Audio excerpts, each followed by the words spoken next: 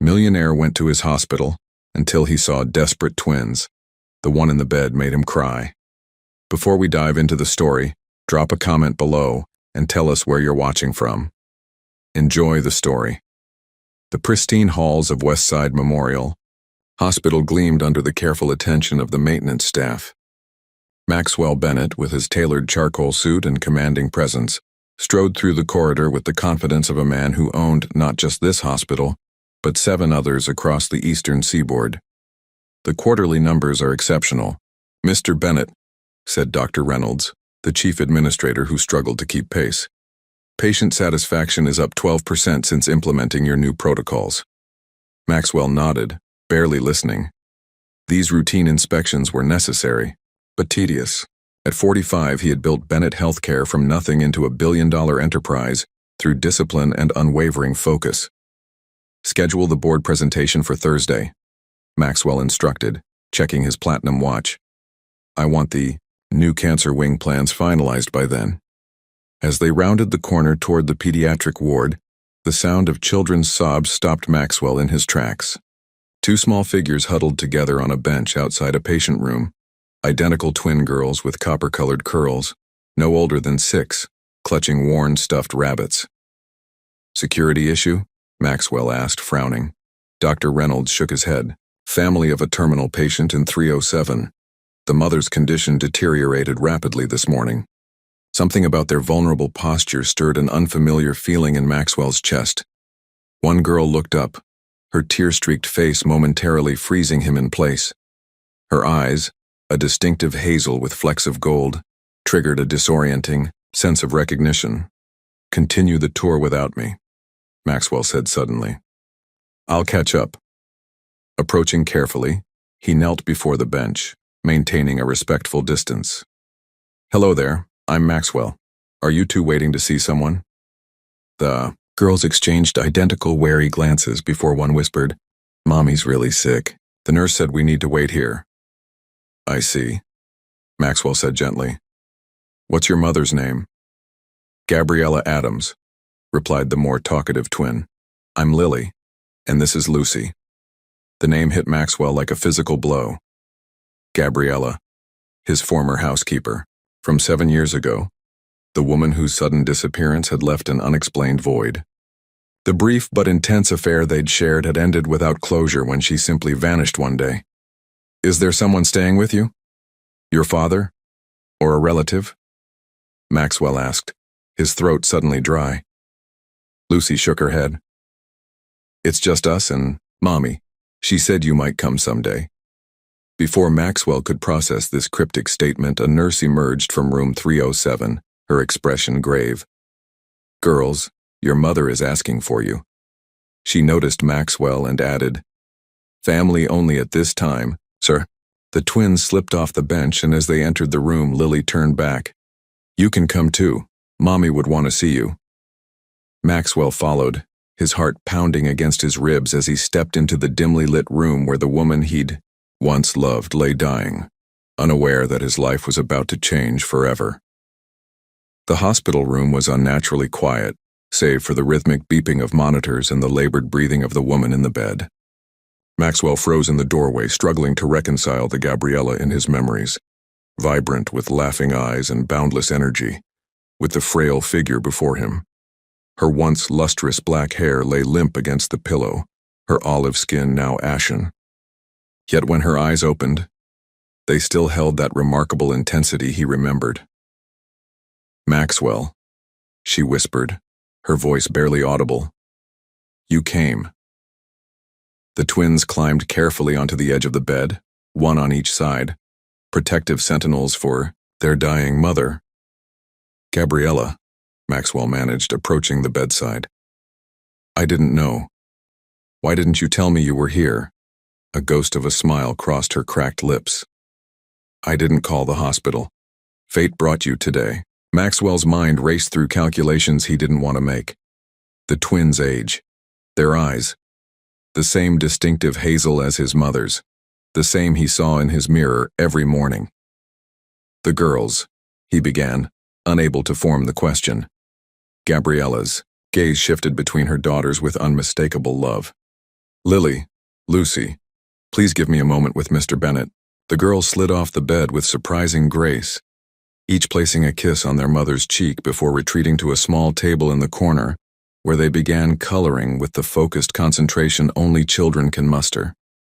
"They're yours, Maxwell," Gabriella confirmed once the twins were out of earshot, her directness unchanged despite her condition. "I found out after I left."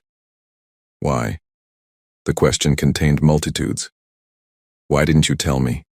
Why did you leave? Why keep this secret?" "You were engaged to Victoria," she replied, each word clearly costing her precious energy. "Your company was taking off. I was your housekeeper." She paused, drawing a rattling breath. "I couldn't be the scandal that destroyed everything you'd built."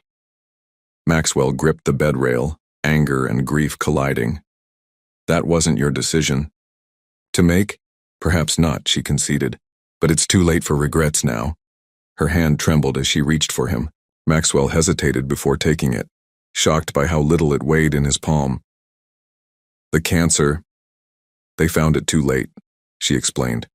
"Stage 4, metastasized everywhere. I've been fighting for months, but now." Her eyes drifted to the twins. "They have no one else. No family." "Gabriella," Maxwell whispered, the implications crashing down on him. "They're smart, kind, and brave," she continued, tears now sliding down her hollow cheeks. "Lucy is my artist, sensitive to everyone's feelings. Lily is my protector, always planning and watching over her sister." A monitor began beeping more rapidly. Gabriella's grip on his hand tightened with surprising strength. "Please, Maxwell. I know I have no right to ask, but they're your daughters. They need their father." Maxwell looked over at the girls who were now watching the adults with solemn expressions, somehow understanding the gravity of the moment despite their age. "I'll take care of them," he promised. "I swear it." Relief flooded Gabriella's face. "There's a box in my apartment. Letters I wrote to you but never sent. Everything they need to know about me is there." Her breathing became more labored, and she motioned weakly for the twins. They rushed to her side, somehow understanding this was the moment they had been prepared for. "Remember what Mommy told you," Gabriella whispered, touching each small face. "Be brave, be kind, and know that I will always, always love you." She looked up at Maxwell one last time. "Tell them about us someday. The truth." Her eyes held his as the monitor's steady rhythm faltered, then flatlined into a continuous tone. In that silent moment, as Gabriella slipped away, Maxwell Bennett's carefully constructed world irrevocably changed.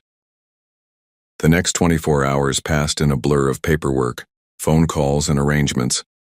Maxwell sat in a sterile conference room in the hospital's administrative wing, his usual commanding presence diminished by the weight of the situation. Across from him, Ms. Winters, a social worker with steel-gray hair and kind eyes, reviewed documents with practiced efficiency. "Temporary emergency guardianship is granted, Mr. Bennett, but you'll need to appear before a family court judge next week," she explained. "Given the circumstances and the biological connection, permanent custody should be straightforward." Maxwell nodded, the phrase biological connection echoing in his mind. DNA tests weren't necessary. One look at the twins' distinctive eyes had confirmed what Gabriella told him. "The girls' belongings?" he asked, "being packed from their apartment as we speak. It was a modest one-bedroom in Brooklyn. They'll be delivered to your address this evening." Maxwell had dispatched his most trusted assistant, Sarah, to handle the details. She'd been the only person he'd confided in about the situation. "And the girls now?" he asked. "In the hospital's playroom." The child psychologist thought familiar surroundings might help them process. Ms. Winters leaned forward. "Mr. Bennett, these children have just lost their mother. They're traumatized and vulnerable. They need stability, not luxury." The implied criticism wasn't lost on Maxwell. "I understand. Do you?" she challenged gently. "Your schedule shows 16-hour workdays, international travel, and social obligations. Parenting twins requires presence, not just resources." For a man accustomed to deference, the direct questioning would normally trigger irritation. Instead, Maxwell felt an unfamiliar humility. "I'll make the necessary adjustments," he said simply. After Ms. Winters left, Maxwell loosened his tie and walked through the hospital corridors to the pediatric playroom. Pausing at the observation window, he watched the twins. Though identical in appearance, their differences were becoming apparent. Lily stood at a small table, methodically organizing blocks by color and size. Lucy sat cross-legged with paper and crayons, lost in her drawing, occasionally brushing tears away with her sleeve. Maxwell entered quietly, unsure of his reception. Lily noticed him first, her small body tensing protectively. "Hello," he said, kneeling to meet their eye level. "May I join you?" Lucy looked up from her drawing. A colorful figure Maxwell recognized as Gabriella, surrounded by flowers. "Are you really our dad?" she asked directly. The question, so innocent yet profound, momentarily stunned him. "Yes," he answered, deciding honesty was the only path forward. "Though I didn't know until yesterday." Lily moved closer to her sister.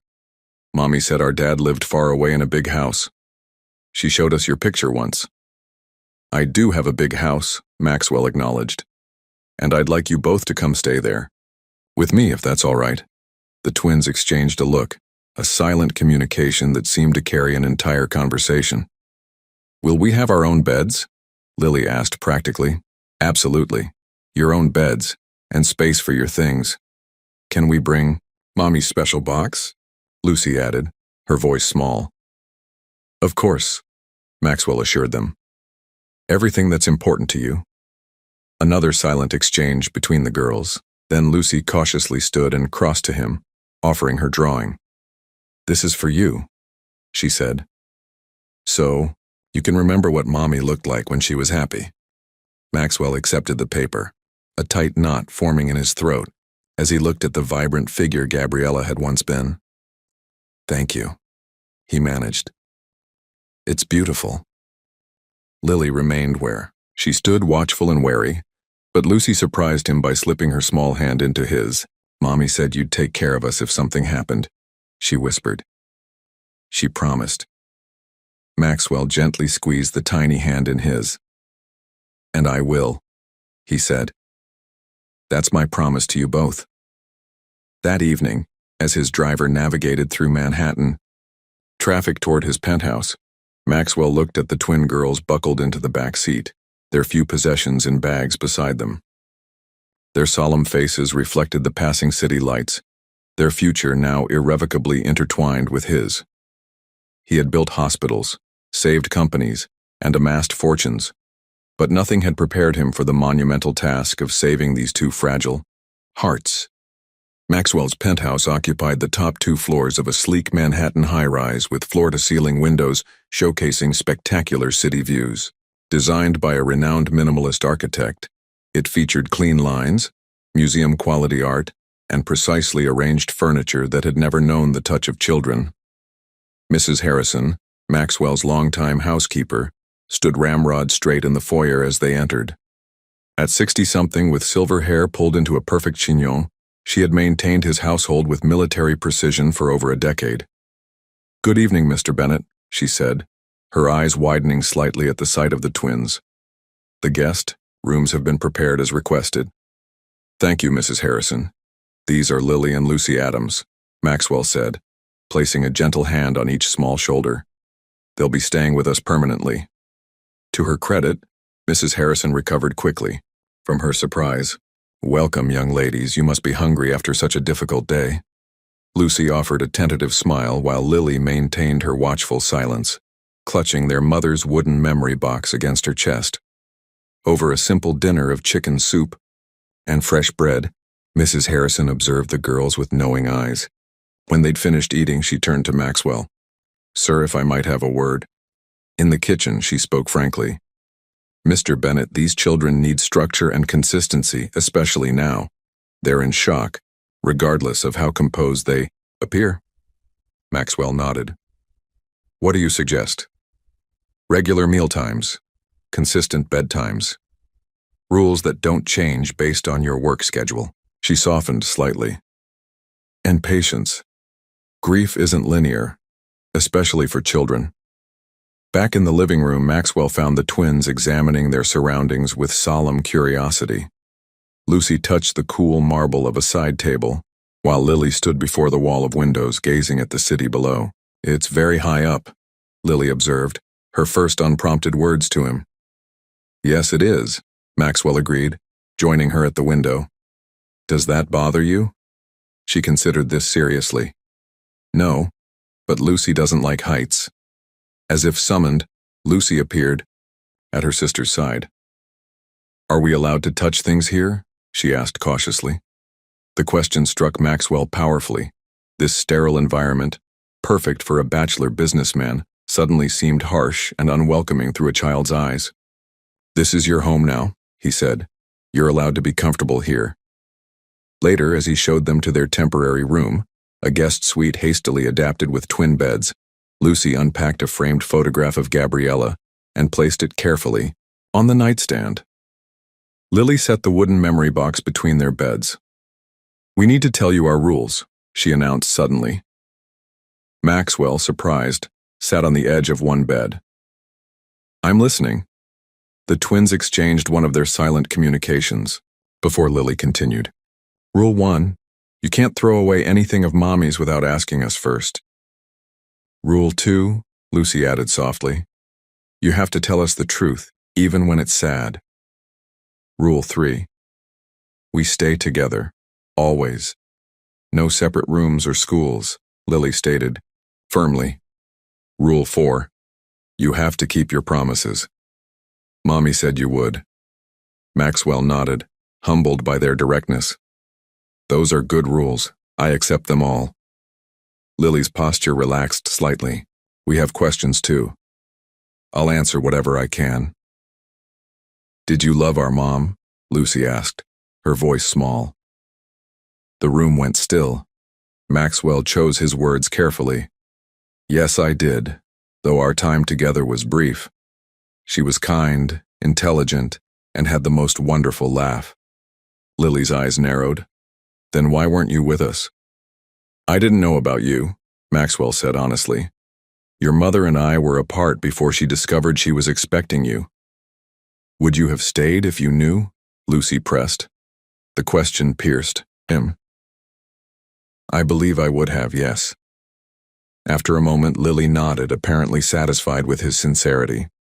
She unlatched the wooden box and withdrew an envelope, handing it to Maxwell. "Mommy said to give you this if we ever found you." Later, alone in his study with the unsealed letter, Maxwell recognized Gabriella's elegant handwriting. "Maxwell, if you're reading this, I'm gone, and our daughters have found their way to you. I made choices that kept you from knowing them, believing it best for everyone. I was wrong. They deserve their father, and perhaps you deserve the chance to know them too. Love them, Maxwell. Not as you loved me, briefly and intensely, but patiently and consistently. They are the best of both of us. Forgive me."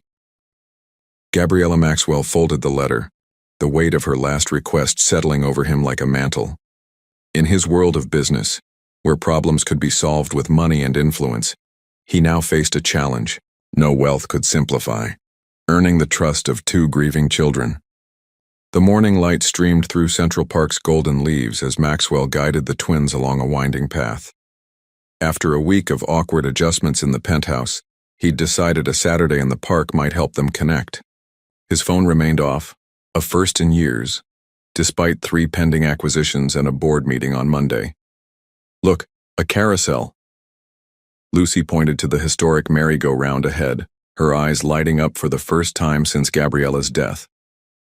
Lily, ever practical, turned to Maxwell. "Does it cost money?" "Yes, but that's not a problem," Maxwell answered, realizing they had no concept of his wealth. Gabriella had raised them modestly, he'd learned from reviewing her financial records. Their Brooklyn apartment could have fit in his master bathroom. The carousel's vintage horses gleamed in the autumn sunshine, calliope music drifting through the air. Lucy rushed forward eagerly, but Lily hung back, studying Maxwell. "Did you and Mom ever come here?" she asked. "Once," Maxwell admitted, memories surfacing. A spring day, much warmer than today. She loved the rowboats on the lake. Lily processed this information with typical solemnity. She brought us here every birthday. She said important memories should happen in beautiful places. Maxwell felt the familiar pang of all he had missed. 6 birthdays, first steps, first words. That sounds like your mother. She found beauty everywhere.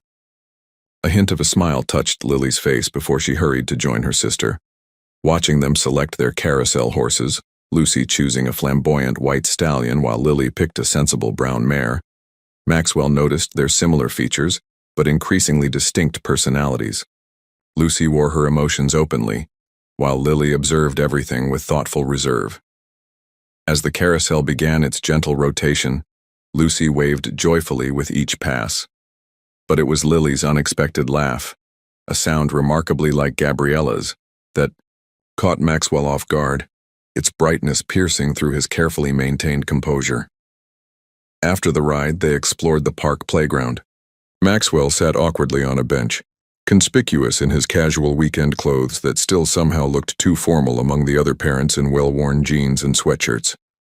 "Your daughters are lovely," remarked a woman beside him. "Twins are such a blessing." "Thank you," Maxwell replied, the words "your daughters" still strange to his ears. "Daddy, watch this," Lucy called, preparing to go down a slide. It was the first time either had called him anything but Mr. Bennett, and the unexpectedness of it made him catch his breath. He waved encouragingly, not trusting his voice. Later, as they shared hot chocolate at a park cafe, Lucy worked intently on a drawing while Lily studied Maxwell over her cup. "You're different outside," she observed.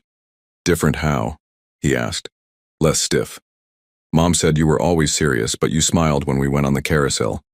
Maxwell considered this. "I suppose I am different here. My work requires a certain formality." "What exactly do you do?" Lily asked. "Mom just said you were important."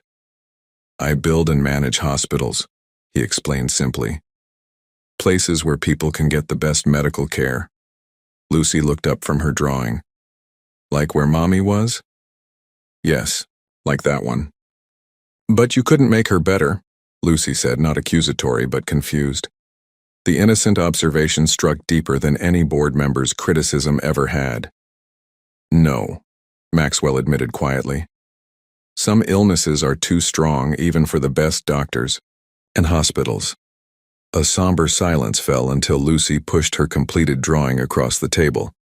It showed the 4 of them, Lucy, Lily, Maxwell, and a luminous figure clearly meant to be Gabriella, all holding hands near the carousel. "Mom's still with us," Lucy explained seriously. "Just not where we can see her." Maxwell studied the drawing, emotion threatening to overwhelm his carefully constructed composure. "May I keep this?" Lucy nodded solemnly. "It's so you remember today." On the taxi ride home, exhausted from the fresh air and activity, Lucy fell, asleep against Maxwell's arm. Lily, fighting to keep her eyes open, asked quietly, "Can we come back next weekend?" "Of course," Maxwell promised. "We can come whenever you'd like." As Lily finally succumbed to sleep, her small head resting against his shoulder, Maxwell gazed at their reflections in the taxi window. A man who had always stood alone, now flanked by 2 small figures who had inexplicably become the center of his world. When they arrived at the penthouse, he carefully carried them one by one to their beds, something shifting permanently in his heart as he tucked the blankets around them. His phone, when he finally turned it on, showed 27 missed calls and 42 urgent messages. For the first time in his adult life, Maxwell Bennett let them all wait until morning. Maxwell awoke to the unfamiliar sound of coughing from the twins' room. He found both girls feverish and miserable, Lucy whimpering while Lily tried to comfort her despite her own flushed cheeks. "I think we're sick," Lily announced unnecessarily, her usual composure cracking slightly. Maxwell placed a hand on each small forehead, feeling the alarming heat radiating from them. For a man who owned hospitals, he suddenly felt remarkably unprepared. "I'll call our pediatrician," he said, reaching for his phone. "No," Lucy cried, eyes wide with fear. No more doctors or hospitals. Maxwell understood immediately. Their last hospital experience had ended with losing their mother. All right, he agreed gently. No hospitals, but we need medicine to help you feel better. Mrs. Harrison arrived and took immediate control, sending Maxwell's assistant to gather pediatric fever reducers, hydration drinks, and children's cough syrup. They need quiet, rest, and fluids, she instructed. The doctor says it's likely just a seasonal virus. Maxwell nodded, grateful for her experience. I'll have to reschedule today's meetings. You have the Collins merger presentation, Mrs. Harrison reminded him, the one you've been preparing for months. Maxwell hesitated. The Collins merger represented a $400 million expansion into the West Coast market, something he'd pursued for years. His phone buzzed with a text from Richard, his business partner. Singapore investors getting nervous about your absence. Need you at today's presentation, millions at stake. As if sensing his conflict, Lily's small voice cut through. Are you leaving us? I have an important meeting, Maxwell began. Mommy never left when we were sick, Lucy whispered, tears welling in her already fever-bright eyes. The simplicity of the statement struck him. Gabriella had likely sacrificed countless opportunities to be there when her daughters needed her. The meeting can be rescheduled, Maxwell decided, texting Richard. Handle Collins' presentation without me. Family emergency. Richard's response was immediate. Family? Since when? This is our future at stake, Max. Maxwell silenced his phone and turned to Mrs. Harrison. Show me what they need. The day passed in a blur of tepid baths to lower fevers. Spoonfuls of medicine met with grimaces and countless glasses of juice. Maxwell canceled all calls, focusing entirely on monitoring temperatures and providing comfort. By afternoon, the twins' fevers rose alarmingly, their small bodies radiating heat despite their medication. Lucy's breathing became labored, each cough sounding worse than the last. Maybe we should call the doctor again, Maxwell suggested, anxiety tightening his chest. Lily, between her own coughing fits, regarded him solemnly. Lucy's scared of doctors. Mommy used to tell us stories when we were sick to distract us. Stories? Maxwell asked, grasping at the suggestion. Lily nodded. About brave princesses who fought dragons and saved kingdoms. Maxwell had built empires and negotiated billion-dollar deals, but storytelling had never been part of his skill set. Still, he pulled a chair between their beds and began haltingly. Once upon a time, there were two princess twins who were the bravest in all the land. The story was awkward at first, but gained momentum as Maxwell wove in details about the twins themselves, how one princess was artistic and kind, the other clever and protective. The girls listened with fever-glazed eyes but rapt attention as he described adventures inspired by their day at Central Park. Hours later, as the evening stretched into night, both girls finally fell into fitful sleep. Maxwell remained in his chair, watching over them, afraid to leave lest they wake scared and alone. Mrs. Harrison found him there at midnight, half asleep himself. Sir, you should rest. Tomorrow will be another long day. I'll stay, he said, simply. She nodded, something like approval in her eyes. There's soup warming in the kitchen when they wake. Near dawn, Maxwell felt a small hand gripping his. He opened his eyes to find Lily watching him intently. You stayed all night, she whispered, sounding surprised. Of course, Maxwell replied. Mom said you were a very busy man. Nothing is more important than you two, he said, realizing as he spoke that it had become absolutely true. Lily studied him with eyes so like his own, her expression far too serious for her young face. Then, in a gesture that felt monumentally significant, she leaned forward and rested her head against his arm, allowing herself to be vulnerable in his presence for the first time. Maxwell's phone vibrated quietly in his pocket. Likely Richard, again with merger fallout. But he didn't move to check it, unwilling to break this fragile new trust. By morning, the twins' fevers had broken. As they sat propped up in bed sipping Mrs. Harrison's chicken soup, Maxwell's assistant arrived with urgent papers requiring his signature. Mr. Bennett needs to review these immediately, she insisted. The board is requesting an emergency meeting regarding yesterday's presentation failure. Maxwell took the documents but set them aside unopened. Tell them I'll be available tomorrow. Today I'm still needed here. As his assistant left, visibly stunned, Maxwell returned to the twins' bedside where he had promised to finish his story about the brave princesses who, against all odds, found their way home. Mr. Bennett, I've rearranged your schedule as requested, Sarah, Maxwell's executive assistant, said as she placed a revised calendar on his desk. Board meetings moved to afternoons, morning calls consolidated, and I've blocked Tuesday and Thursday evenings entirely. Maxwell nodded, reviewing the changes. The past month had transformed his meticulously organized life into something more chaotic but infinitely more meaningful. The school forms? He asked. Processed. The twins start at Westridge Academy next Monday.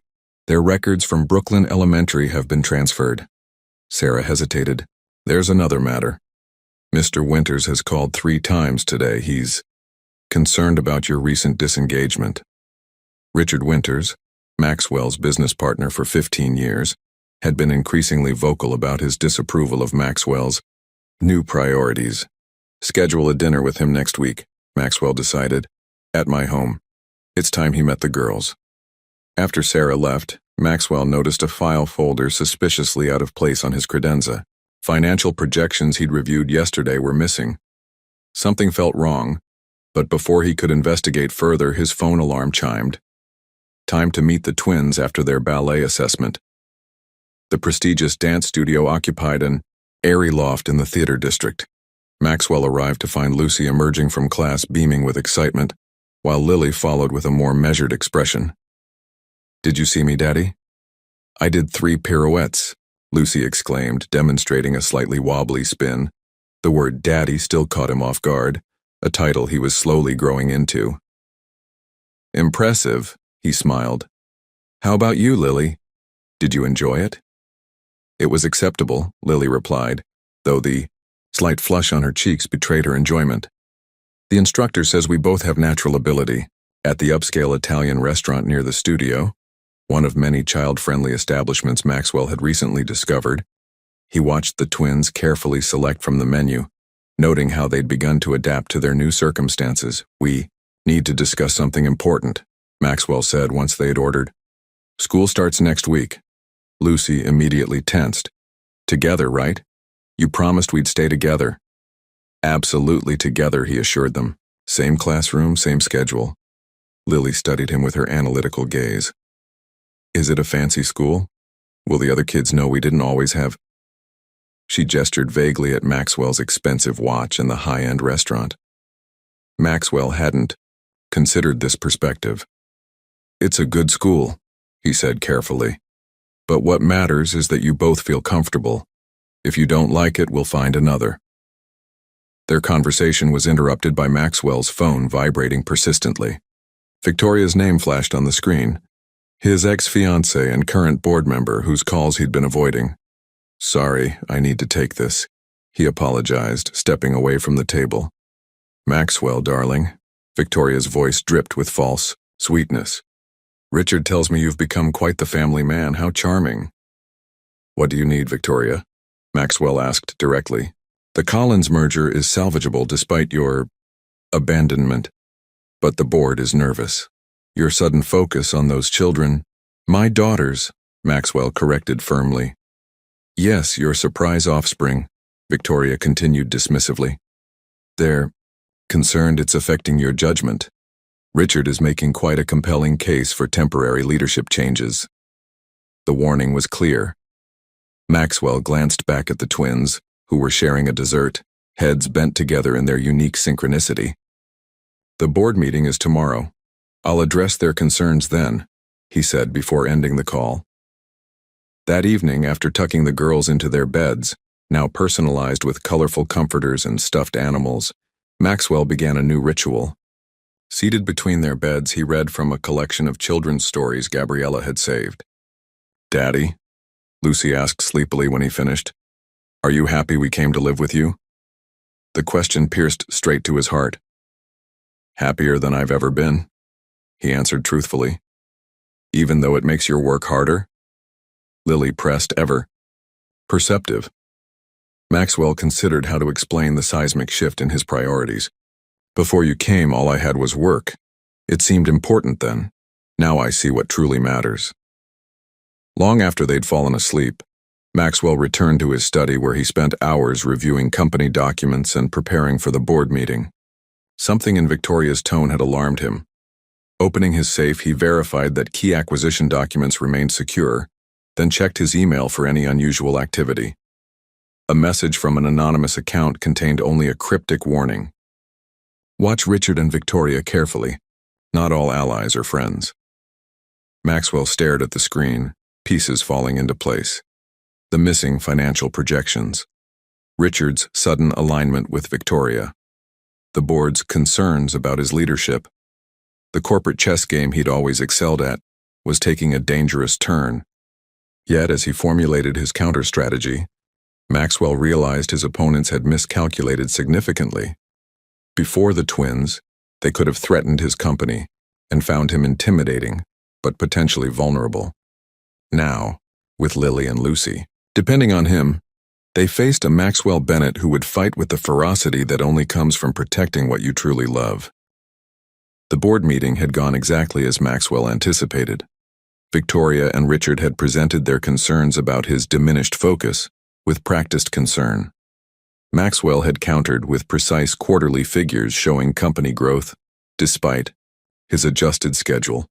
The other board members, seeing the numbers, had quickly aligned behind him. The matter seemed settled, but Maxwell knew better. The warning email had been correct. This was only the beginning. He was reviewing security protocols for the company's digital files when Lucy appeared in his home office doorway, clutching a photograph. "Daddy, I found this in Mommy's memory box," she said, holding out a faded picture. Maxwell recognized it immediately. He and Gabriella at a company holiday party 7 years ago, the only photograph they'd ever taken together. He'd worn a tuxedo. She, a simple black dress she'd saved for months to buy. Her radiant smile still had the power to make his chest tighten. "May I see?" he asked gently. Lucy handed him the photograph and climbed into his lap. A level of physical comfort she'd developed faster than her more reserved sister. "You look happy," she observed. "And Mommy's so pretty." She was beautiful, Maxwell agreed. Inside and out. "Why did you stop loving each other?" Lucy asked with the direct innocence only children possess. Maxwell chose his words carefully. "We didn't stop loving each other exactly. Life pulled us in different directions." "Because you were rich and important and Mommy wasn't?" Lucy pressed. The question stung with its accuracy. "That was part of it. I made choices based on what I thought mattered then." Lucy studied his face thoughtfully. "Mommy said you would have been a good dad if you knew about us. I hope I'm becoming one now," Maxwell said softly. Lucy nodded seriously. "You're doing okay. Lily thinks so too, even though she doesn't say it." From the doorway came Lily's voice. "Lucy, that was private." Maxwell looked up to see his other daughter watching with a mixture of embarrassment and indignation. "It's all right," he assured Lily. "I'm glad to hear you think I'm doing okay." Lily approached cautiously. "I have questions too, about you and Mom." "Ask me anything," Maxwell offered, though the prospect was daunting. "We have your eyes," Lily stated. "Not a question, but an observation. And the way you tap your fingers when you're thinking, I do that too." Maxwell nodded. "You do. You both have many of my mannerisms, though Lucy has more of your mother's expressions." "When you found out about us at the hospital," Lily continued, her gaze intense, "were you happy or just obligated?" The directness of the question took Maxwell aback. "I was shocked," he admitted honestly. "Then sad about the years I'd missed, but happy? Yes, overwhelmingly so once the surprise wore off." Lily seemed to consider this carefully. "Richard doesn't like us." The sudden change of subject surprised Maxwell. "You've only met him once, what makes you say that?" "The way he looked at us during dinner last week, like we were problems to be solved." Lily explained with unsettling perception. And he called us your little surprises when he thought we couldn't hear. Maxwell's jaw tightened. Richard had indeed been dismissive during their dinner, barely acknowledging the twins. Richard is adjusting to the changes in my life. He works with you at the hospitals? Lucy asked. Yes, we built the company together, Maxwell explained. But sometimes people who work together don't share the same values. Is he trying to take your company? Lily asked bluntly. Maxwell nearly choked on his surprise. What makes you ask that? I heard you talking on the phone last night. You said someone was trying to undermine you. Maxwell hadn't realized she'd been listening. Her perceptiveness was both impressive and concerning. Adult business can be complicated, he began, but stopped himself. He'd promised them honesty. Yes, Richard and another colleague may be trying to gain more control of the company. Because of us? Lucy asked in a small voice. No, Maxwell said firmly. Because of their own ambition. You two are the best thing that's ever happened to me, and I won't let anyone suggest otherwise. Lucy seemed satisfied with this answer, but Lily's expression remained troubled. Your mother kept a journal, Maxwell said gently. It's in her memory box. When you're ready, it might answer more of your questions about the past. Later that night, Maxwell found Lily alone in the living room. Gabriella's journal open in her lap. She tried to tell you about us, Lily said without looking up. 3 times. Maxwell sat beside her, heart heavy. I wish she had reached me. The last time was when you got engaged to Victoria. Mom saw it in a magazine, Lily continued. She decided then that it was too late. The revelation hit Maxwell like a physical blow. I'm so sorry, Lily. Lily closed the journal carefully. Mom wrote that she didn't regret her choices. She said we filled her life with more joy than she'd ever imagined possible. She finally looked up at him, her expression both vulnerable and wise beyond her years. We can't change the past, can we? No, Maxwell agreed softly. But we can learn from it. Lily nodded, a child carrying adult understanding on her small shoulders. I'm glad we found you, she said simply, before slipping away to bed, leaving Maxwell with the weight of missed opportunities and the precious second chance he'd been given.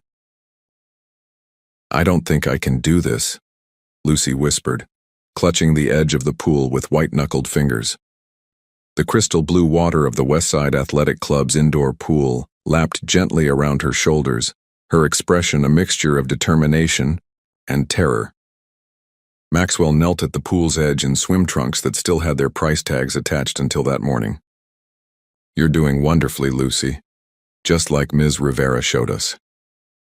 3 weeks into their swimming lessons, Lily had already progressed to basic freestyle, her methodical approach perfectly suited to the structured learning. Lucy, despite her usual fearlessness in other areas, struggled with water confidence. Perhaps that's enough for today, suggested their instructor, noticing Lucy's distress. No, Lucy said with sudden resolve.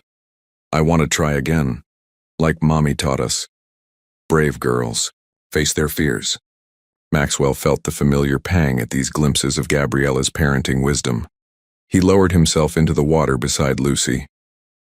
What if we try together? You can hold on to me until you're ready. Lucy considered this, then nodded. Slowly, she released the pool edge and gripped Maxwell's shoulders instead. That's it, he encouraged. Now just kick your legs like we practiced. For 15 minutes, they worked together, Maxwell gradually giving Lucy more independence until she was floating with just his fingertips supporting her. Look, Daddy, I'm doing it, she exclaimed as she managed to propel herself forward several feet. From the middle of the pool where she was practicing, Lily called, Good job, Lucy. Her rare display of outward enthusiasm made Lucy beam with pride. As they were changing after the lesson, Maxwell's phone buzzed with a message from Sarah. Urgent. Singapore deal papers missing from secure file room. Need you at office ASAP, Maxwell. Frowned. The Singapore acquisition was their most sensitive pending deal, representing a $1.2 billion expansion into the Asian market.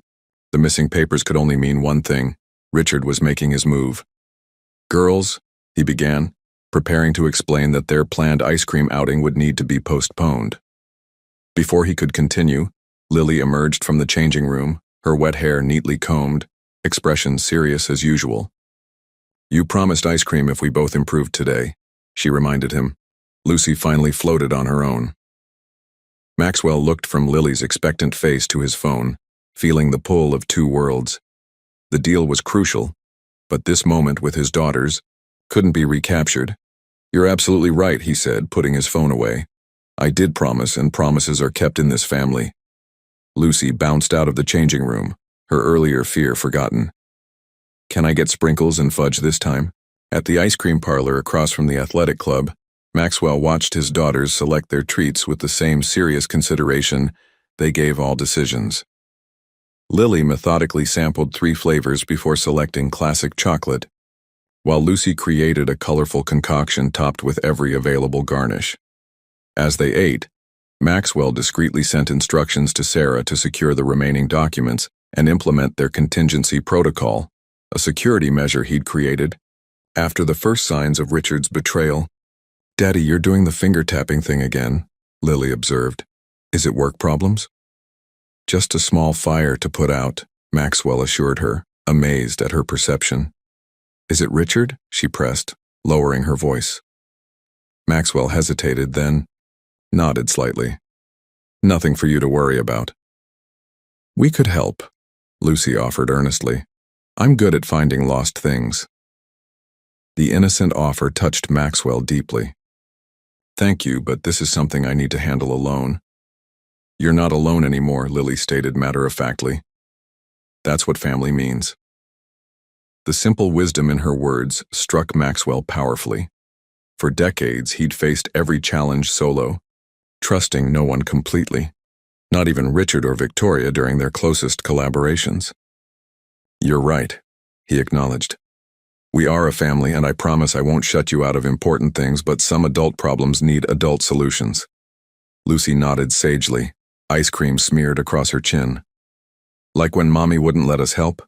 Pay the bills even though we offered our allowance." The comparison brought both a smile and an ache. Gabriella had shouldered her burdens alone, protecting the girls from adult worries, just as he was trying to do now. "Can we come back for swimming next Saturday?" Lucy asked, changing subjects with a child's natural flexibility. "Absolutely," Maxwell agreed, realizing he'd never confirmed a regular weekend activity before the twins.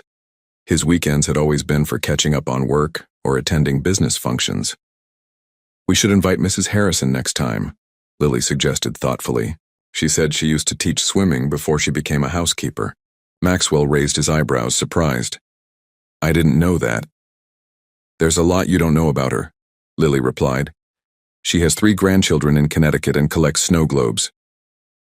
"You've been talking with Mrs. Harrison?" Lily shrugged. "She tells good stories while she's making lunch, about her life and stuff." Maxwell realized how much he'd missed about the woman who had managed his household for years. Before the twins, he'd barely registered Mrs. Harrison as more than a competent employee.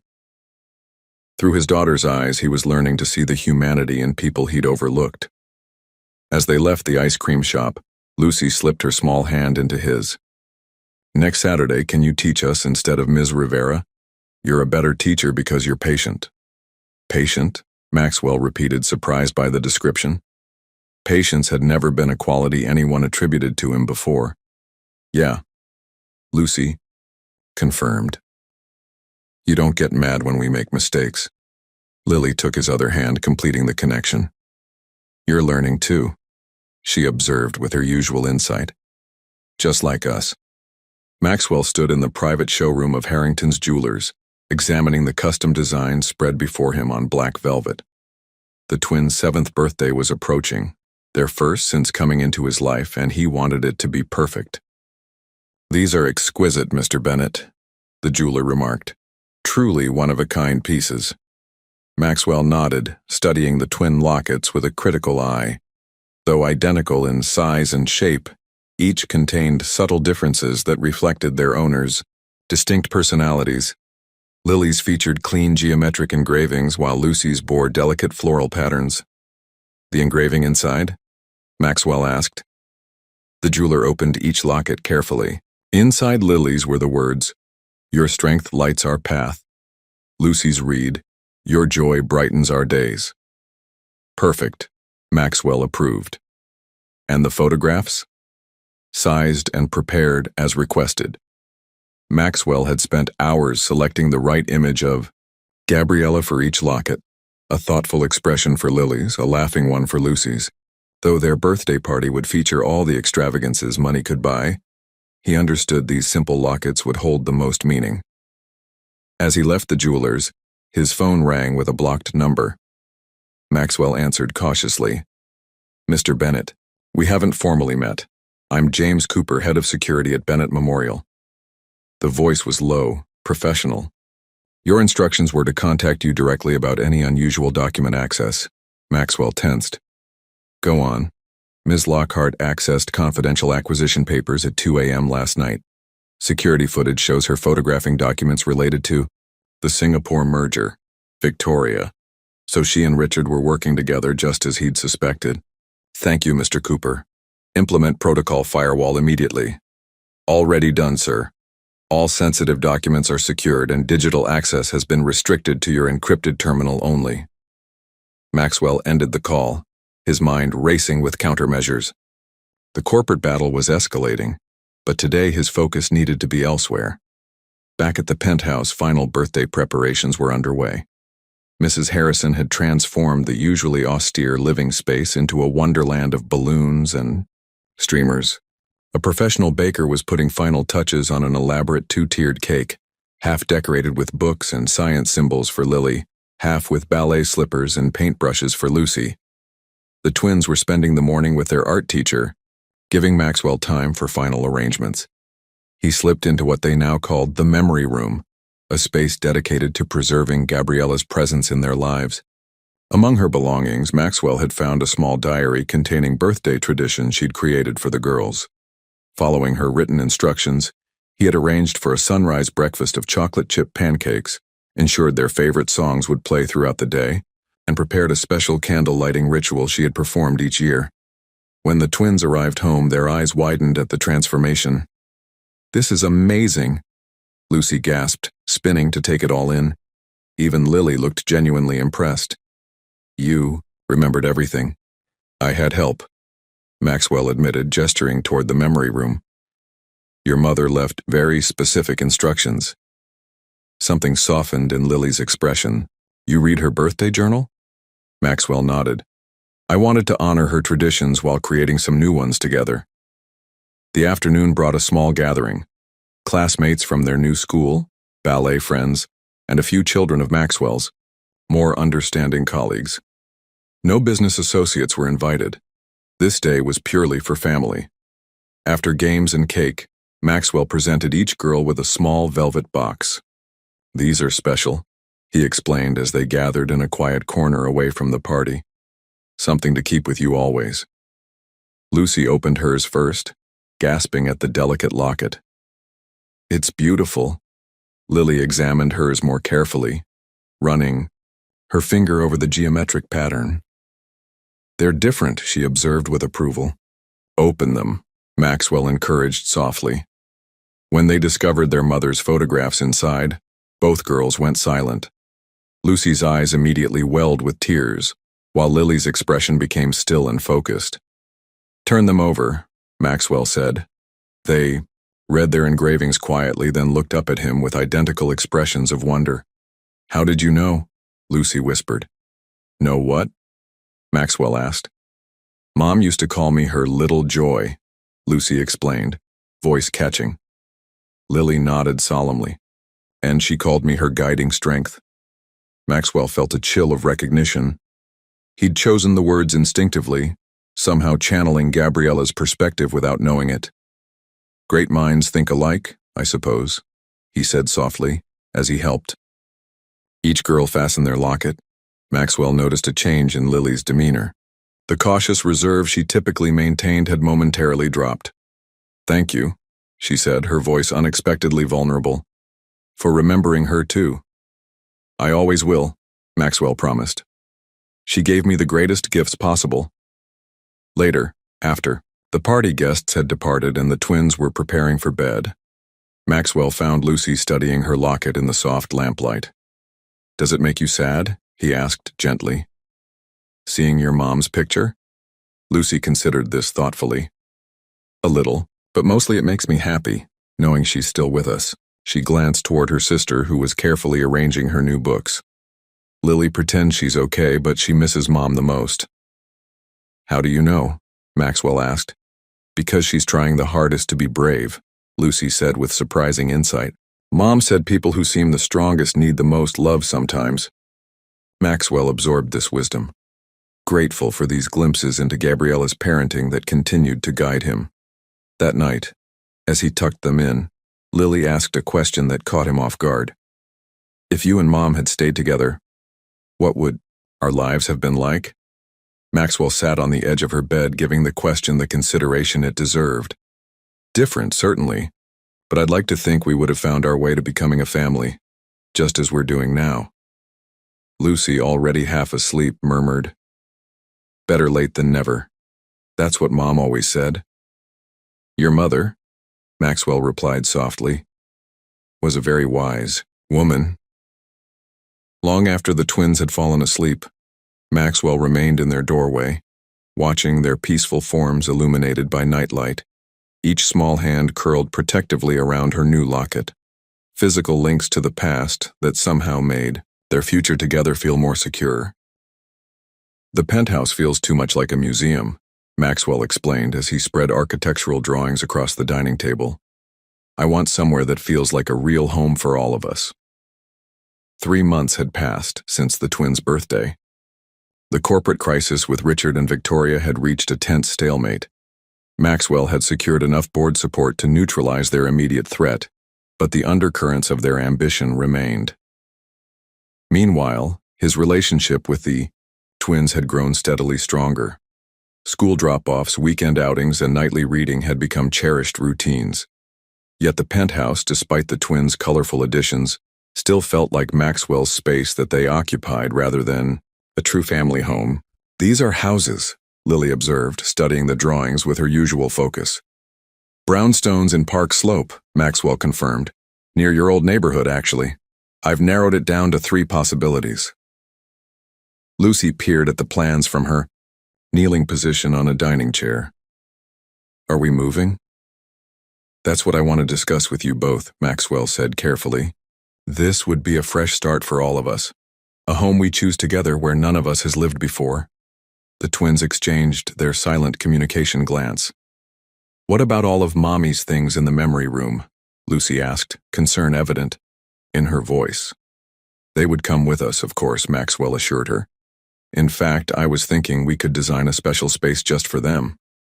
This seemed to satisfy Lucy, but Lily remained thoughtful. Why not just stay here? She questioned. You've already changed everything for us. Maxwell considered her perspective. The penthouse was designed for my old life, all glass and sharp corners. I want somewhere with a yard where you can play, separate bedrooms you can decorate however you want, and maybe even room for a dog someday. Lucy's eyes widened at the mention of a dog, but Lily remained skeptical. May I show you something? Maxwell asked, bringing out his tablet. He pulled up photos of each property, including one particular brownstone with a walled garden. This one reminded me of something your mother wrote in her journal, about how she always wanted a house with a garden where you could plant flowers together. Lily's expression softened slightly. She did love gardens. I thought maybe we could plant some of her favorite flowers, Maxwell suggested. Create a special corner just for her. Roses, Lucy supplied immediately. The pink ones with the good smell. And lavender, Lily added quietly. She kept dried bunches in our closets. Maxwell nodded, memorizing these details. We could make it beautiful together. What about your work? Lily asked practically. Isn't the penthouse closer to your office? I'd have a slightly longer commute, Maxwell acknowledged. But I've been thinking about that too. I might step back from day-to-day operations. Both girls looked surprised by this. You mean, work less? Lucy asked, as if the concept was difficult to imagine. Maxwell smiled. Focus on the big decisions while letting others handle the daily details. It would mean more time with you two. Because of us? Lily's question held a hint of concern, the weight of responsibility too heavy for her small shoulders. Because of me, Maxwell clarified. Because I've discovered what's truly important, and it isn't sitting in meetings all day. He unrolled another set of plans showing the interior layout of his preferred brownstone. See these 3 bedrooms? Upstairs? I thought each of you could design your own exactly as you want it. Lucy immediately pointed to the room with the bay window. I want that one. I could put my easel there and see the garden. Lily studied the floor plan more methodically. The back bedroom would be quieter for reading, she mused, showing genuine interest for the first time. Maxwell held his breath, sensing a breakthrough moment. There's another bedroom on the main floor that could be the memory room, he added, gently. More accessible than tucked away upstairs. The twins exchanged another look, something significant passing between them. We would need to see it first, Lily finally declared, her tone suggesting she was negotiating terms. Before deciding. Of course, Maxwell agreed. We can visit this weekend. No pressure, just to look. And if we don't like it, Lily pressed. Then we keep looking until we find the right place for all of us, Maxwell promised. This is a family decision. Lucy, who had been studying the garden plan intently, looked up with unexpected tears in her eyes. Mommy would like this, she said softly. She always wanted a forever home for us. The simple statement hung in the air, powerful in its childlike certainty. Later, after the twins had gone to bed, Maxwell found Lily sitting alone in the memory room, holding one of Gabriella's scarves. Are you okay? He asked, sitting beside her. Did you know we moved 5 times when I was little? She asked. Mom kept trying to find good places we could afford. Maxwell felt the familiar ache of what he'd missed, what Gabriella had endured. Alone. I didn't know that. She never complained, Lily continued, but she used to say someday we'd have a real home with enough space and a garden. She looked up at him with serious eyes. I think she'd like your idea. Thank you for telling me that, Maxwell said softly. Your approval means everything to me, Lily. She carefully refolded the scarf. I didn't say I approved yet, she corrected, but the hint of a smile softened her words. But I might, after we see it. As Maxwell kissed her goodnight, he realized how much his happiness now depended on the approval of this solemn 7-year-old who carried her mother's strength and wisdom. Whatever you decide, he promised, we face it together. Close your eyes, Maxwell instructed as he led the twins up the brownstone's front steps, each holding one of his hands. After 2 months of renovations, their new home was finally ready. The April morning was crisp and bright, cherry blossoms dotting the tree-lined street. Mrs. Harrison waited at the top of the steps, her usually stern expression softened by a rare smile. Ready? Maxwell asked. 1, 2, 3, open. Lucy gasped audibly while Lily's eyes widened in silent appreciation. The previously dated interior had been transformed into an elegant but welcoming space that somehow balanced Maxwell's refined taste with the warmth and practicality the twins needed. It's beautiful, Lucy breathed, taking in the entryway with its restored original woodwork and family photographs already arranged on the walls. Come see everything, Maxwell encouraged, barely containing his own excitement. He'd thrown himself into this project with uncharacteristic abandon, overseeing every detail personally rather than delegating as he typically would. The main floor flowed through a formal living room, with decidedly child-friendly furniture, a dining room with a table large enough for entertaining, and a modern kitchen where Mrs. Harrison was already arranging freshly baked cookies. Those are for after lunch, she warned as Lucy eyed them hopefully. What had previously been a small study off the living room now housed the memory room. Maxwell led the twins there first, recognizing its importance in their transition. Oh, Lucy whispered as they entered the sunlit space. Here, Gabriella's presence was honored without feeling like a shrine. Her photographs adorned the walls, including several Maxwell had discovered in storage that the twins had never seen.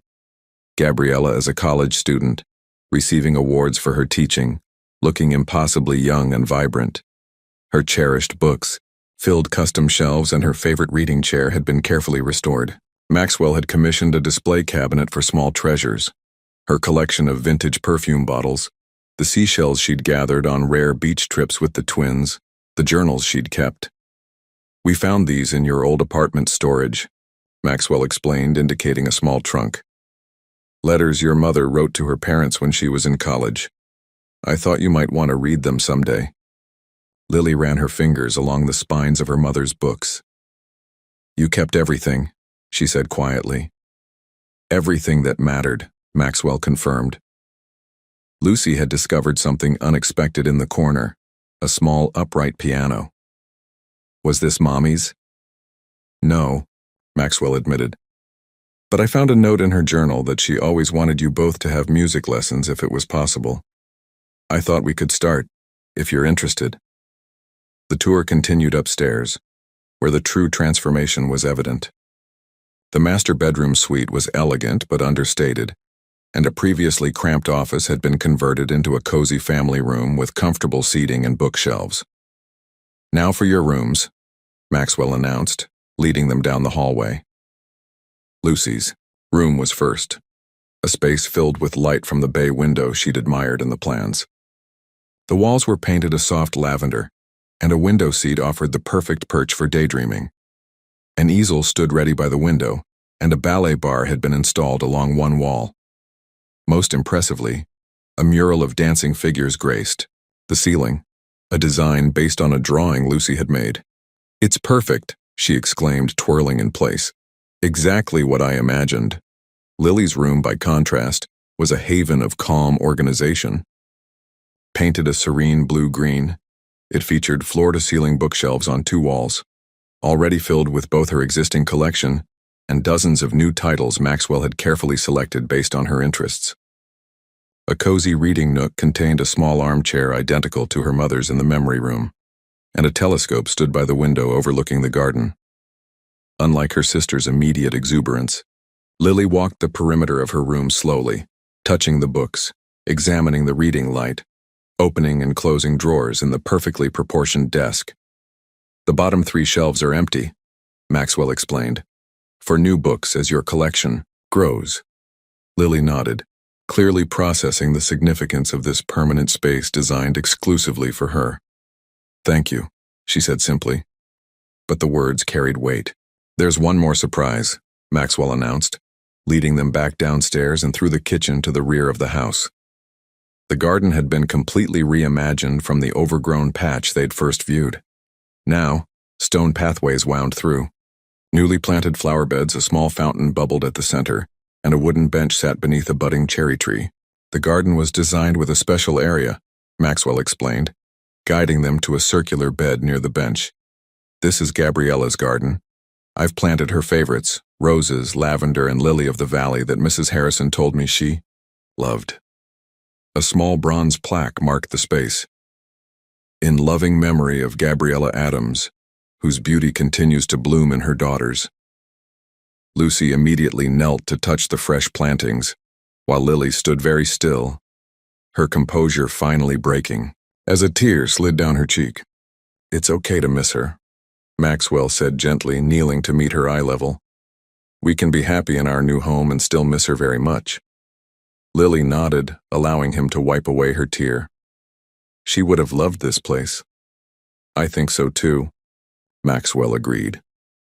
As the twins explored the garden further, Maxwell's phone vibrated in his pocket.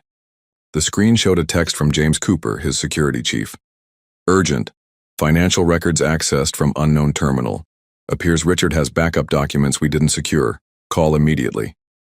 Maxwell silenced the phone without responding, watching Lucy chase a butterfly while Lily examined the fountain mechanism with scientific curiosity. The business crisis would wait an hour. This moment would not. Mrs. Harrison appeared at his side with a tray of lemonade. "The movers are waiting with the final delivery. Should I have them bring it in?" Maxwell nodded, and soon the delivery men, were carefully maneuvering a large object covered in protective blankets through the front door. They positioned it in the living room before removing the coverings to reveal a grand piano. Not the upright in the memory room, but a magnificent instrument that gleamed in the sunlight from the bay windows. "This is too much, sir," Mrs. Harrison murmured, though her expression showed approval. "Perhaps," Maxwell acknowledged, "but I wanted one thing that represented our future together, something none of us has experienced before." The twins returned from the garden to find Maxwell seated at the piano, tentatively playing a simple melody. "You can play?" Lucy asked. Incredulous. "Barely," Maxwell admitted. "I took lessons as a child but gave it up for more practical pursuits. I thought perhaps we could all learn together." "All of us?" Lily clarified. "All of us," Maxwell confirmed. "I've scheduled a teacher to come twice weekly. We'll be beginners together." The concept of their powerful, competent father being a beginner at anything seemed to fascinate the twins. They climbed onto the bench beside him, and he showed them the simple notes he remembered. As Lucy experimentally pressed keys and Lily observed the hammer mechanism with interest, Maxwell's phone vibrated again insistently. This time multiple messages appeared. "Emergency board meeting called by Richard for tomorrow. Victoria claiming financial irregularities require your removal. Need response strategy immediately." The corporate ambush he'd anticipated was finally happening. Tomorrow would require all his strategic brilliance to save the company he'd built. But today belonged to this moment, in this new home with these two remarkable children who had transformed his life completely. "Daddy?" Lucy's voice pulled him back. "Are you okay? You look worried." Maxwell smiled, pushing the business crisis firmly from his mind. "I'm perfectly fine. In fact, I don't think I've ever been better." And in that moment, despite the looming battle ahead, it was absolutely true. Maxwell sat in his home office reviewing quarterly reports when he heard the front door open and the twins' animated voices filling the entryway. They'd spent the afternoon at a classmate's birthday party while he caught up on work, an arrangement that would have been unthinkable 6 months ago but now felt comfortably routine. "Daddy," Lucy called, her footsteps racing toward his office. "We brought you cake." She appeared in the doorway, her party dress slightly rumpled, holding a napkin-wrapped slice of birthday cake with obvious pride. Lily followed more sedately, her observant eyes taking in the paper spread across his desk. "Thank you," Maxwell smiled, clearing a space for Lucy's offering. "How was the party?" "Really fun," Lucy enthused. "They had a magician who pulled a rabbit from a hat, and Emma's mom made a cake shaped like a carousel. It was adequate entertainment for 7-year-olds, Lily assessed more critically, though the chocolate smudge on her cheek suggested she'd enjoyed herself more than she admitted. Maxwell had learned to translate Lily speak. Adequate was actually high praise from his more reserved daughter. "Emma asked why we don't have the same last name as you," Lucy mentioned casually, perching on the edge of his desk. Maxwell froze, his hand halfway to the cake. He'd known this moment would eventually come, but hadn't expected it today. "What? Did you tell her?" he asked carefully. Lily adjusted her glasses, a gesture Maxwell recognized as her preparation for addressing something important. "We said our mom gave us her last name when we were born. Emma asked if that was because you weren't married, and I said yes." "I see." Maxwell nodded, buying time to gather his thoughts. They'd never directly discussed why the twins had Gabriella's surname rather than his. That was a good answer.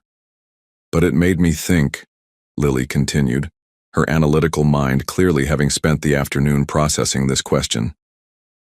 "Our birth certificates don't have your name on them at all. I've seen them in Mom's important papers box." Maxwell took a deep breath. He'd always intended to have this conversation when the time was right. Apparently that time had arrived. "Girls, why don't we move to the living room? This feels like a comfortable couch conversation." Once settled in the living room, the twins, watching him expectantly, Maxwell chose his words with care. "You're right, Lily. My name isn't on your birth certificates, and there's a reason for that. When your mother and I were together, it was brief but meaningful. We separated before she knew she was expecting you. She never told you about us," Lucy stated, Not a question, but a confirmation of what she'd pieced together. Not directly, Maxwell acknowledged. As you discovered in her journals, she tried several times, but circumstances prevented the message from reaching me. But why didn't she put your name on our birth certificates anyway? Lily pressed, always seeking logical explanations. Maxwell hesitated, not wanting to speculate about Gabriella's reasons, yet needing to be truthful. I believe she was trying to protect everyone involved. I was engaged to someone else by the time you were born, building my company, moving in different circles. Your mother made a difficult choice to raise you on her own. Was she ashamed of us? Lucy asked in a small voice that broke Maxwell's heart. Absolutely not, he said firmly. Never think that. Your mother was the most proud, devoted parent imaginable. She made choices she believed were best for everyone, including me, though I wish she had made different ones. Lily's eyes narrowed, slightly. Did you want to find out about us, really? The question cut to the heart of his greatest regret. If I had known about you, I would have moved heaven and earth to be part of your lives, Maxwell said with absolute conviction. Not having those early years with you is my greatest sadness. The twins exchanged one of their silent communication glances. We found something else, Lucy said finally, reaching into her small backpack. She withdrew a folded document that Maxwell immediately recognized as a birth certificate. It was hidden in a false bottom in Mom's jewelry box, Lily explained, different from the ones in the important papers. Maxwell took the document with trembling hands. It was indeed a birth certificate, the original, with his name clearly listed as father for both Lily and Lucy. She did name you, Lucy said softly. Just not on the copies she showed everyone else. Maxwell stared at the document, emotions washing over him in waves. Gabriella had acknowledged him as the twins' father in this most official way, even if she had kept it private. There's more, Lily added, producing a sealed envelope yellowed with age. This was with it. It has your name on it.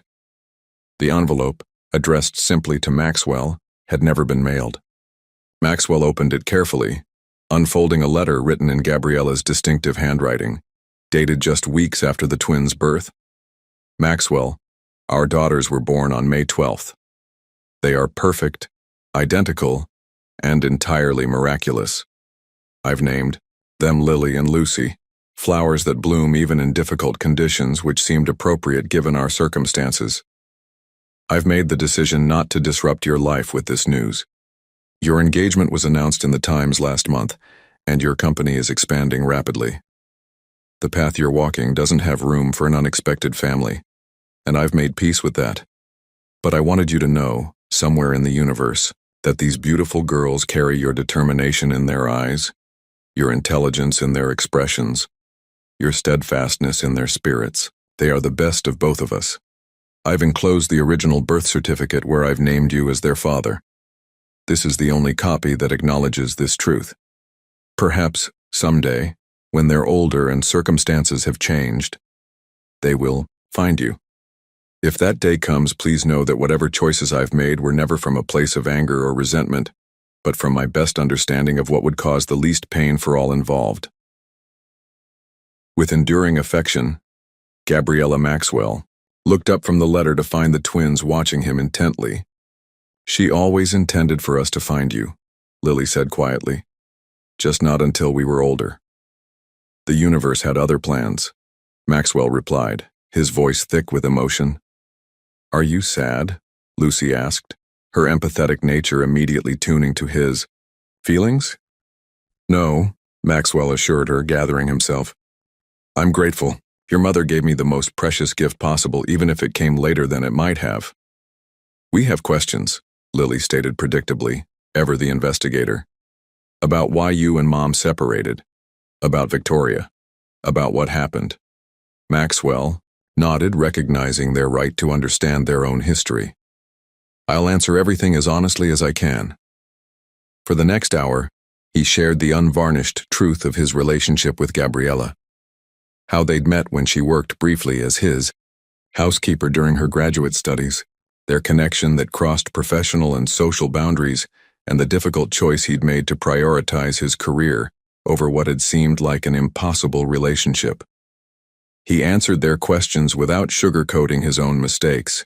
His ambition that had blinded him to what truly mattered, his engagement to Victoria that had been more strategic than loving, his single-minded focus on building his empire at the expense of deeper connections. I was a different person then, he concluded. Meeting you two has changed everything about how I see the world. The twins absorbed this information with remarkable maturity. Finally, Lily asked the question that had clearly been weighing on her mind. What happens now? About our last name, I mean. Maxwell considered carefully. That's entirely up to you. We could change your last name to Bennett, or you could keep Adams to honor your mother, or you could hyphenate both names. There's no wrong answer. If we change to Bennett, would Mom be sad? Lucy wondered. I think your mother would want whatever makes you feel most connected to your whole story, Maxwell suggested. But this isn't a decision we need to make today. We can take time to think about it. I like Adams Bennett, Lucy declared suddenly. Then we keep both of you with us. Lily nodded slowly. That seems logical. A hyphenated name acknowledges our complete heritage. Maxwell felt a surge of pride at their wisdom. Adams Bennett sounds perfect to me. Later, after the twins had gone to bed, Maxwell returned to his office and carefully placed the original birth certificate and Gabriella's letter in his safe. These precious documents, evidence of a truth that had always existed even when hidden, deserved the utmost protection. His phone chimed with a message from his legal team. Victoria filing new motion tomorrow. Claims evidence of financial mismanagement. Requesting emergency board meeting. The corporate battle continued, but it had lost its power to consume him.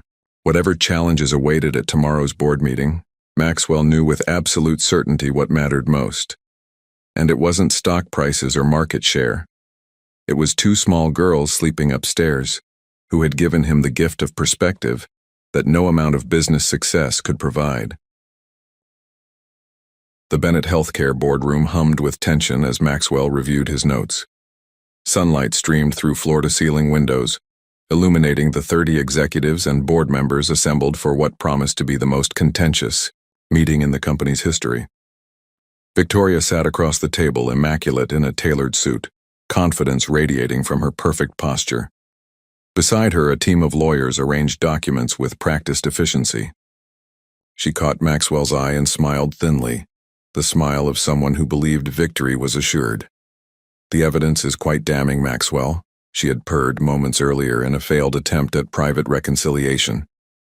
Financial irregularities, distracted leadership, erratic decision-making. The board has lost confidence.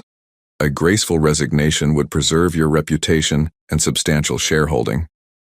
I appreciate your concern, Maxwell had replied evenly. But I think I'll take my chances with the full board. Now, as the chairman called the emergency meeting to order, Maxwell felt a strange calm. A year ago, this corporate ambush would have consumed him with rage and fear. Today, he recognized it for what it was.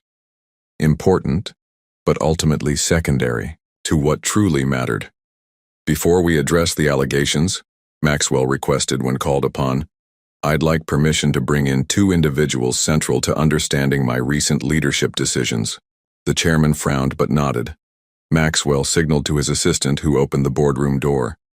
Mrs. Harrison entered, accompanied by Lily and Lucy Adams Bennett, dressed in matching blue dresses with their hair neatly braided. A murmur of confusion spread through the room. Victoria's expression shifted from confident to bewildered. What is this? A publicity stunt? She demanded. Children have no place in a boardroom. On the contrary, Maxwell replied calmly, guiding the twins to stand beside him. These are my daughters, Lily and Lucy Adams Bennett, and they are precisely why we're here today. He turned to address the board directly. 14 months ago, I discovered I was the father of twin daughters whose mother was critically ill. Upon her passing, I became their sole parent. Every decision I've made since, including delegating daily operations and restructuring my role, has been with their well-being in mind. Victoria scoffed. This is exactly our point. Your personal situation has compromised your business judgment. It It? Maxwell countered, gesturing to the financial reports before each board member. Our stock price is up 18%. Our patient satisfaction rankings are at an all-time high. The Singapore merger, which you claimed I neglected, closed with terms even more favorable than initially projected. He looked around the table, meeting each person's gaze. What Victoria characterizes as financial irregularities are actually the strategic reallocation of resources I initiated to build our preventative care programs that have reduced readmission rates by 22% and saved millions in long-term costs. The board members began examining the reports with renewed interest. I've always said our mission is improving healthcare, Maxwell continued. Becoming a father has only deepened my commitment to that mission. These girls have taught me what truly matters, not just quarterly profits, but the long-term impact of our work on families like mine. Lily, ever perceptive, stepped forward. My father works really hard, she stated with unexpected poise. He still reads reports every night after our bedtime, but he also makes time to help with our homework and attend our school events. And he makes the best pancakes, Lucy added earnestly, drawing smiles from several board members. Victoria's eyes narrowed. This emotional appeal is inappropriate. We're discussing serious allegations of financial mismanagement. We're discussing leadership, Maxwell corrected, and leadership requires both vision and values. My daughters haven't distracted me from our mission, they've clarified it. He distributed additional documents prepared by his team. You'll find detailed responses to each allegation, with supporting evidence that traces the source of these misleading claims directly to communications between Ms. Lockhart and parties interested in acquiring our company at depressed prices. Victoria paled visibly as board members began reviewing the evidence. I brought my daughters here today not as a stunt, but because I want this board to understand exactly who I am now, Maxwell explained. I am a healthcare executive committed to building hospitals that deliver exceptional care. I'm also a father committed to raising remarkable young women. These identities strengthen rather than diminish each other. The chairman cleared his throat. Perhaps we should deliberate privately on these matters. Before you do, Maxwell said, I want to be perfectly clear. If this board feels my family commitments compromise my leadership, I will respect that decision. But I will not apologize for becoming the father these girls deserve, even if it means stepping away from the company I built. Mrs. Harrison guided the twins from the room, Lucy offering a cheerful wave to the stunned board members as they departed. 3 hours later, Maxwell stood in the garden of their brownstone home, watching Lily carefully measuring water for the rose bushes in Gabriella's garden while Lucy painted at an easel nearby, capturing the flowers in vibrant colors. His phone rang, the chairman's number appearing on screen. Maxwell, the chairman began formally. After reviewing all evidence and deliberating at length, the board has unanimously rejected the allegations against you. Furthermore, Ms. Lockhart has been removed from the board, effective immediately, and we've accepted her resignation from all positions within the company. I see, Maxwell replied calmly, though relief washed through him. There's more, the chairman continued. The board has approved your proposal for the Family Wellness Initiative, including the Gabriella Adams Memorial Wing for maternal and pediatric care. This was unexpected. A proposal Maxwell had submitted months ago, inspired by Gabriella's experience as a single mother navigating healthcare systems alone. Thank you, he said simply. One final matter, the chairman added. Your daughters made quite an impression today. Several board members suggested our annual charity gala might benefit from showcasing the children's hospital wing. Perhaps your family would consider attending as guests of honor. Maxwell watched as Lucy abandoned her painting to help Lily with the watering, the two of them giggling as they accidentally sprayed each other. I'll discuss it with my daughters and let you know. They have busy schedules with school and activities. After ending the call, Maxwell joined the twins in the garden. Accepting the watering can, Lily solemnly handed him. Did you win against the mean lady? Lucy asked directly, having formed a distinctly negative impression of Victoria during their brief boardroom encounter. It wasn't about winning. Maxwell explained, carefully watering the lavender. It was about making sure people understood what matters most to me.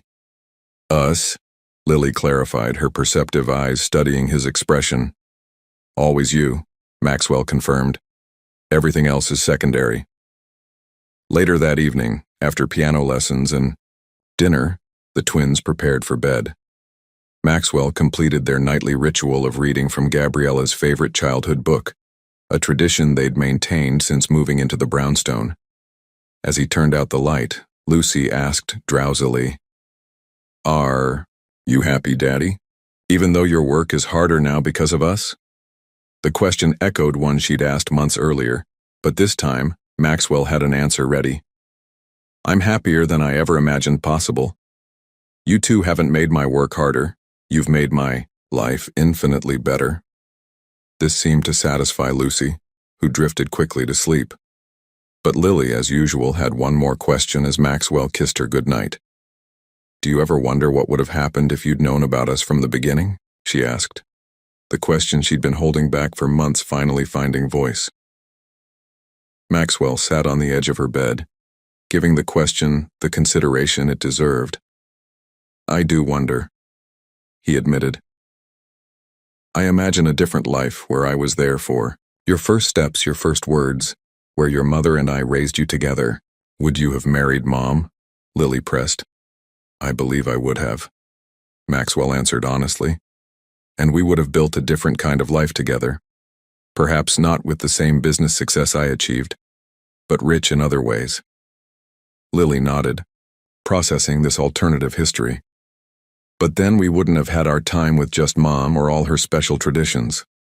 "That's true," Maxwell acknowledged. "Every path has its joys and sorrows. I'm deeply sorry I missed your early years, but I'm grateful beyond words for the time we have now." Lily considered this, then reached for something on her nightstand, the locket he'd given her, which she removed only for sleep and bathing. She opened it carefully, revealing Gabriella's picture. "Mom told us once that life doesn't always give you what you expect, but it usually gives you what you need," she said, wisdom beyond her years in her solemn expression. "I think she was right." "Your mother," Maxwell said softly, "was right about most things." After Lily finally succumbed to sleep, Maxwell lingered in the hallway between their rooms, overwhelmed by gratitude for the second chance he'd been given, a chance to be the father these extraordinary girls deserved, to honor Gabriella's memory, through loving their daughters, to build a life centered on what truly mattered. In his pocket, his phone vibrated with another work crisis demanding attention. It would wait until morning. Tonight belonged to the peaceful knowledge that his priorities were finally, perfectly aligned. The universe had given him exactly what he needed, even if it had arrived in the most unexpected way, through the heartbreak of loss and the miracle of discovery, through the courage of two little girls who had taught him the true meaning of success and the immeasurable value of love. In Lily and Lucy's peaceful breathing, in the home they'd created together, in the garden where Gabriella's memory bloomed alongside their new traditions, Maxwell Bennett had found the answer to the question he'd never known to ask. What makes a life truly rich? Family above all else. Always.